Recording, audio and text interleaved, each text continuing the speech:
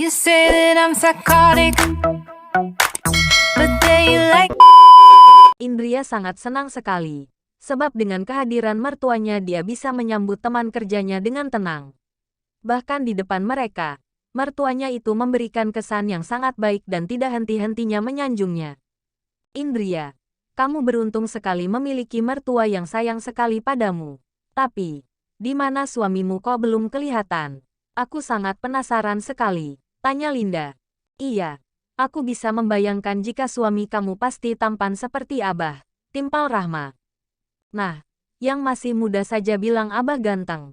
Kira-kira kalau mau nikah lagi masih laku apa tidak? Canda Gozali. Masih laku, Abah, tapi nanti Abah akan menyesal. Bisa-bisa Umi juga diculik orang lain soalnya Umi juga masih cantik. Sela Indria. Abah hanya bercanda. Lagian cinta Abah hanya untuk Umi seorang. Balas Gozali. Indria tersenyum. Tetapi dalam hatinya merasa miris kenapa suaminya tidak memperlakukan dia dengan baik. Bahkan pernikahan mereka seperti duri yang setiap saat ketika bertemu akan saling melukai. Indria, kok Yongki belum turun juga? Ini sudah saatnya kita makan. Tanya Fatimah resah. Mungkin sebentar lagi akan kemari. Mas Yongki memang orang yang sangat sibuk. Jawab Indria menutupi suaminya. Sudahlah. Ayo kita semua makan saja dulu biar Yongki nanti menyusul. Sela Gozali yang sangat paham dengan watak putranya. Iya, ayo semua makan. Ucap Indria ramah. Tetapi sejujurnya dalam hati dia merasa cemas. Takut jika suaminya itu tidak mau keluar karena tadi sudah marah padanya dan terlihat tidak setuju. Kakak, kemarin katanya mau memasakkan aku oseng mercon iga sapi. Aku tunggu-tunggu kok tidak datang. Tanya Zahra. Aduh maaf. Sebenarnya sudah kakak siapkan tapi malah lupa. Jawab Indria. Zahra, kamu jangan terlalu banyak makan pedas. Bujuk Firman. Hari ini khusus untuk Zahra sudah aku masakkan yang tidak terlalu pedas kok. Ini kakak ambilkan. Tawar Indria. Pada saat itu, Firman menatap sosok Indria. Bukan karena memandang fisik tetapi perhatian pada putrinya. Gozali yang mulai menyadari sesuatu langsung berdiri. Abah panggil Yongki dulu ya. Takutnya dia malah ketiduran. Sela Gozali. Iya, Abah. Ini sudah ketiga kalinya Yongki ganti pakaian. Pertama dia memakai jas. Ah, seperti mau ke kantor saja. Petik 2.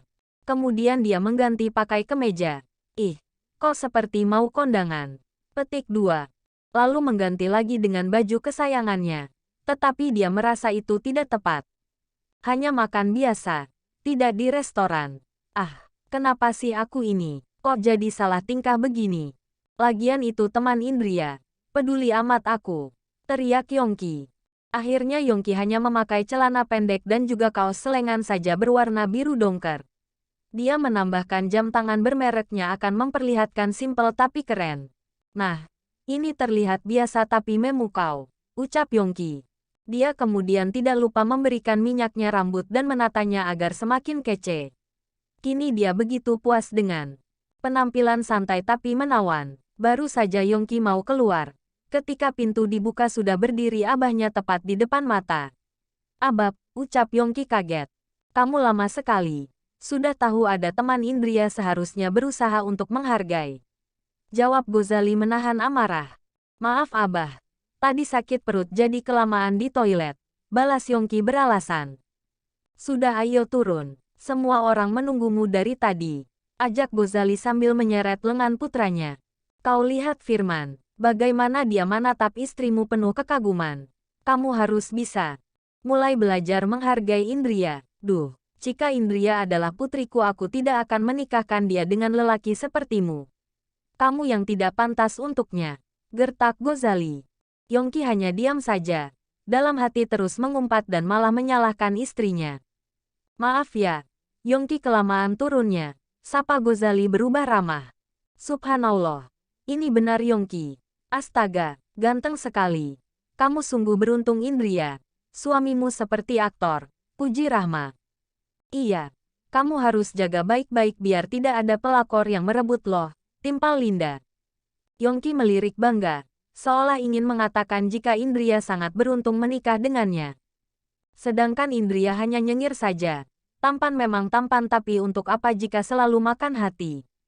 Acara perjamuan berjalan lancar. Indria senang karena suaminya mau berbaur.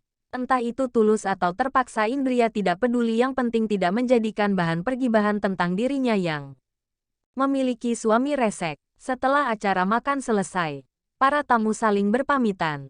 Indria, kamu sebaiknya segera istirahat saja. Kamu pasti lelah sudah masak sebanyak ini sendirian. Semua ini biar Umi yang membereskan, bujuk Fatimah. Aduh jangan, Umi. Indria tidak mau merepotkan Umi. Sebaiknya Umi dan Abah yang istirahat duluan, tolak Indria. Sudah, kamu istirahat saja, nak. Besok kamu juga harus bekerja kan? Biar Abah bantu Umi beres-beres. Sela Ghazali. Iya, sana kamu dan Yongki istirahat saja, timpal Fatimah. Tapi Umi dan Abah menginap di sini kan? Tanya Indria penuh harap. Iya, Umi dan Abah akan menginap di sini, jawab Fatimah dan Ghazali. Yongki segera menarik tangan Indria. Hal itu membuat Indria heran. Mas Yongki, ada apa? Tanya Indria dengan suara perlahan. Kamu ini bodoh ya, mereka mau tidur di sini. Buruan kamu pindahkan barang kamu ke kamar. Jangan sampai mereka tahu kita pisah ranjang. Perintah Yongki kesal. Terus besok setelah Umi dan Abah pulang aku pindah lagi. Lain kali mereka datang aku juga bolak-balik pindah. Kenapa tidak Mas Yongki saja yang memindahkan?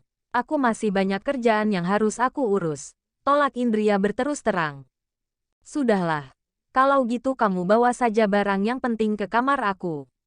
Terus kamar kamu dikunci saja biar mereka tidak curiga. Malam ini kamu tidur di kamar aku. Bentak Yongki. Iya.